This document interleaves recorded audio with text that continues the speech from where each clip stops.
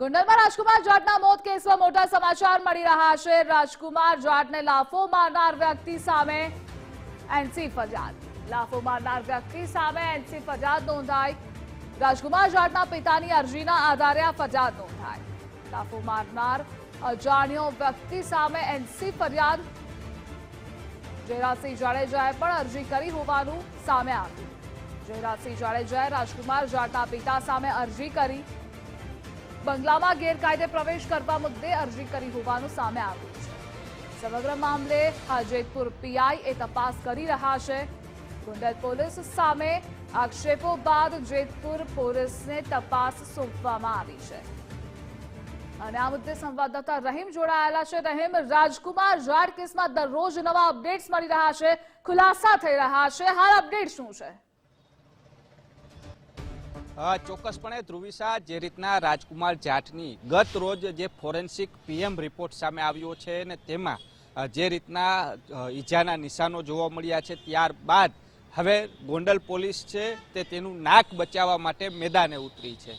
સૌથી મોટો સવાલ એ ઉત્પન્ન થઈ રહ્યો છે, આ અરજી તો છેલ્લા ઘણા સમયથી રાજકુમાર જાટના પિતાએ આપેલી છે, રતનલાલ જાટે, અને તેણે કહ્યું છે કે આવી ઘટના બની હતી, પરંતુ ત્યારબાદ જે અકસ્માતે મોત થયા હોવાની વિગત સામે આવી। જિલ્લા પોલીસ વડા દ્વારા પણ પત્રકાર પરિષદ યોજવામાં આવી ને કહેવામાં આવ્યું કે તેની બંગલાની અંદર પ્રવેશ કર્યો તો કઈ રીતની આખી વાત છે તેણે વર્ણવી, અને તેમાં ફડાકાનો ઉલ્લેખ પણ નહોતો કરવામાં આવ્યો। ને હવે જે ફડાકો માર્યો છે તેવી એનસી ફરિયાદ છે તે લેવામાં આવી છે, અને અરજીના આધારે એનસી ફરિયાદ એટલે વાત કરવામાં આવે ધ્રુવિશા કે જાહેરનામા ભંગ બદલ તેની સામે 151ની કાર્યવાહી, એટલે મામલતદાર સમક્ષ જે વ્યક્તિ આરોપી હશે તેને મામલતદાર સમક્ષ રજૂ કરવામાં આવશે અને જામીન પણ થઈ જશે। બીજી બાજુ જયરાજસિંહ જાડેજા દ્વારા પણ મૃતક રાજકુમાર જાટ અને તેના પિતા રતનલાલ જાટ સામે પણ પોલીસમાં અરજી આપ્યા હોવાની વિગત સામે આવી છે। ગેરકાયદેસર ગૃહ પ્રવેશને લઈને આ અરજી છે તે કરવામાં આવી છે।